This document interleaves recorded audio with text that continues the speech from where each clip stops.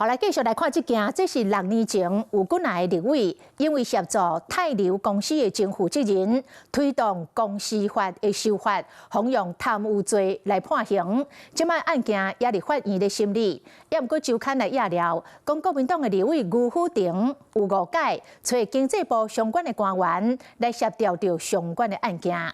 辜富婷強調講，完全無利益的關係，尊重經濟部的裁決。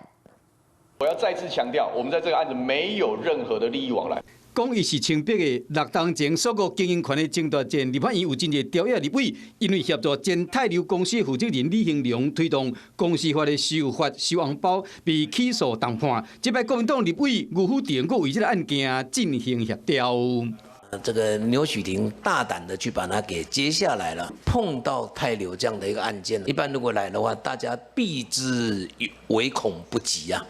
依照周刊的報道，辜富婷為去年6月開始，上無有5擺，邀請包括經濟部政務處長江文忠、商業署長蘇文玲等經濟部的高層列席討論，官員煩惱爭議，甚至主動找經濟部政風主管陪同討論。辜富婷本人尚無出席2擺共同協調中，雖然李興龍無出現，也有律師到場旁聽。辜富婷佇協調會中主張的內容，無論是撤銷證書登記、重新解說公司法等等的適用，攏甲李興龍多年來核心的訴求同款。陳情人吶是一個來自新加坡的企業家，有外資願意投資台灣，對台灣來講是好事，只是釐清法律爭議而已。相關最後的裁斷，我們都尊重經濟部最後的判斷，都是用這樣的態度來進行，用心去做選民服務是好事哦，那就讓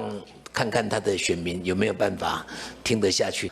強調講一切會堪的外界檢驗，只是當時這個案件大家攏也會記真，敢會因為同一個案件去傷害到自身的形象？